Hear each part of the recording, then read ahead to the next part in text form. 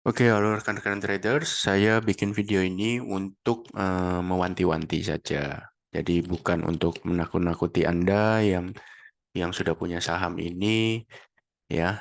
Tapi saya ingin memberikan warning saja bahwa hati-hati melihat perilakunya, saham ini akan turun 50% dari harga sekarang, ya. Atau bisa juga dia 80% dari all time high-nya. Dan gelagat-gelagatnya itu sudah mulai terlihat. Jadi Anda mesti hati-hati. Nah, pertama yang saya akan kasih tahu ke Anda adalah ISG break all time high, ya. Walaupun false, sementara ini false. Kan bisa aja ibaratnya tiba-tiba naik tutup di atas high hari Jumat tanggal 5 Januari, kan bisa aja. Itu menjadi breakout yang sangat keren, kan bisa. Cuma berdasarkan gambar ini dia false breakout tapi sudah sempat sentuh all time high baru. Ya, tapi saham ini tidak. Padahal dia termasuk leader. Biasanya kalau marketnya break all time high, leader juga akan ikutan bergerak. Ya, selama beberapa bulan terakhir saham ini merupakan market leader.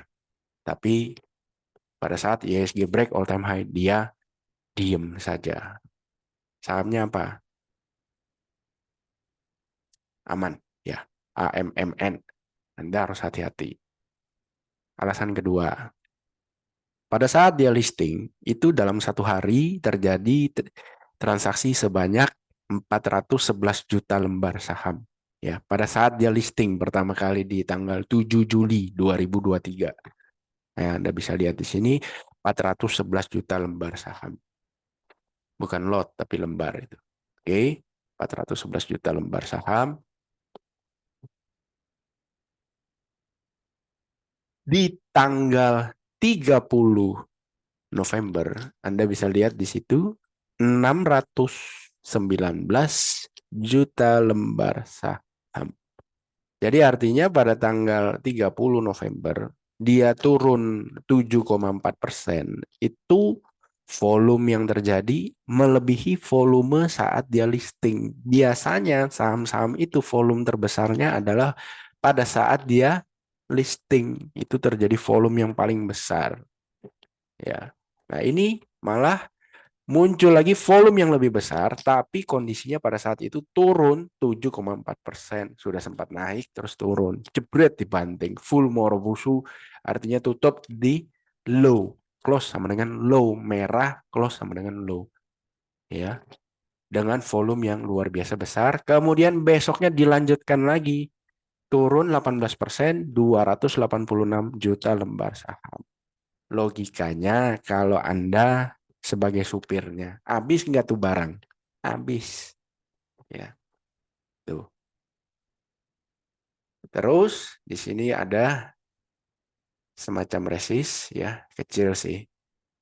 Resist itu sempat di breakout, kemudian dites, kuat menjadi support, ya, di sini menjadi support. Lalu dihajar habis-habisan, ya. Kemudian mencoba di breakout tapi gagal pada 14 Desember, ya, Anda bisa lihat itu gagal sehari doang tutup di atas, habis itu besoknya dihajar lagi, ya, turun. Ini kan jelas orang buang barang nih, ya, turun 6%, besoknya turun lagi 5,6% dengan volume yang luar biasa juga 338 juta, ya, dikit lagi menyamai volume pada saat dia listing. Dan setelah itu harganya tidak mampu break resisten. Ini masalah, ya. Ini support. Support ini kalau jebol itu kayak air mancur. Ya. Tapi apakah skenario ini bisa gagal bahwa dia turun 50% dari harga sekarang, itu kan berarti di kisar sekarang 6.400. Berarti kalau turun 50% dia turun sampai ke 3.200. Ya, turun sampai sini nih. Turun sampai sini. Bong. Apakah ini bisa gagal? Bisa. Caranya gampang. Semua bolanya ada di tangan bursa. Sudah pernah terjadi kejadian seperti itu? Pernah. Di saham apa? Ini. Goto. Anda jangan lupa Goto setelah listing ambruk. Bang. Ya kan? Terus, lah kok bisa naik? Anda jangan lupa, pada saat itu Goto masuk ke LQ 45. Goto masuk ke LQ 45. Hebat kan? Baru juga listing belum ada 6 bulan ya, 3 bulan juga belum ada. Dimasukin ke LQ 45. Amazing, ya kan? Otomatis semua fund manager reksadana saham wajib, ya, terutama reksadana saham yang benchmarknya ke indeks LQ45, ya, wajib beli. Walaupun perusahaannya sebusuk apapun, perusahaan itu dimasukkan ke dalam LQ45, sebusuk-busuknya perusahaan itu punya fundamental, tapi fund manager reksadana saham yang benchmarknya adalah LQ45 wajib. Kata-katanya adalah wajib beli. Ya, misalnya dia mengelola dana 1 miliar. Goto misalnya bobotnya 5%. Otomatis dia harus beli Goto 50 juta. Jebret. Nah, kalau dana kelolaannya 1T, berarti dia wajib beli. Berapa itu? 10%, 10 M. Berarti 5 miliar. Dia wajib beli. 50 miliar. Dia wajib beli. Itu baru satu fund manager reksadana saham loh. Kalau fund manager reksadana saham yang produknya benchmarknya ke LQ45 kan banyak. Bukan cuma satu. Itulah ada kata wajib.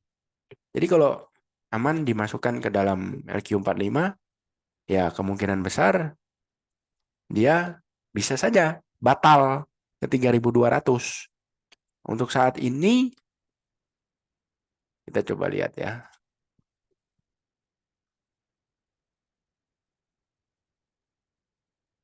Ini aplikasinya punya Indo Premier ya, iPod. Nah, jadi ya sekalian Anda bisa lihat, oh iPod tuh kayak apa ya. Sekarang kita lihat LQ45. Ada nggak aman di sini? AM, AMRT ada. AMN, AMMN tidak ada. Ya, jadi nanti suatu saat kalau dia dimasukkan dalam LQ45, ya batal skenario itu. Gampang kan? Membuat skenario dooms itu batal, masukin aja ke LQ45. Apakah dia pantas masuk ke LQ45?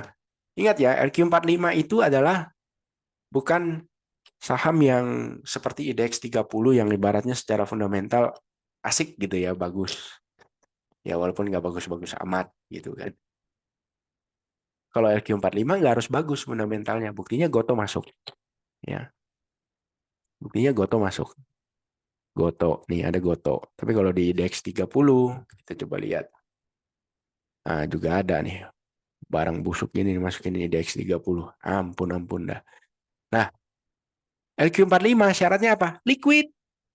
Liquid dilihat dari mana? Volume transaksinya, ya, berdasarkan lembar saham per hari itu berapa? Anda bisa lihat di sini. Aman, ya. Rata-rata volume transaksi per harinya 78 juta lembar saham, atau kalau value-nya dalam 30 hari terakhir itu per harinya 600 miliar, bos. Value transaksinya. Oh, pasti masuk LQ45 ini. Gak mungkin enggak.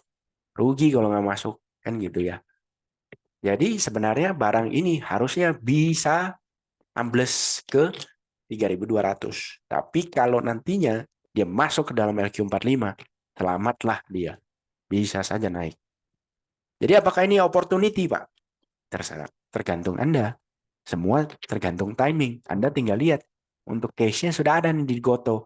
Jadi kalau harganya hancur-hancuran seperti ini, thread, ya Anda spekulasi, Anda tinggal hitung sendiri risk-nya, risk to reward-nya cocok nggak? Maksudnya cocok nggak risk to reward-nya? Ya kan? Saya tahu pasti pikiran Anda, oh ya kalau gitu kita tunggu aja Pak, amannya jatuh, ya kan? Dan kita berharap dia masuk LQ45, maka dia akan rebound, ya kan? Ya itu kembali ke Anda masing-masing. Saya tidak bisa bilang, oh itu bagus caranya. Enggak.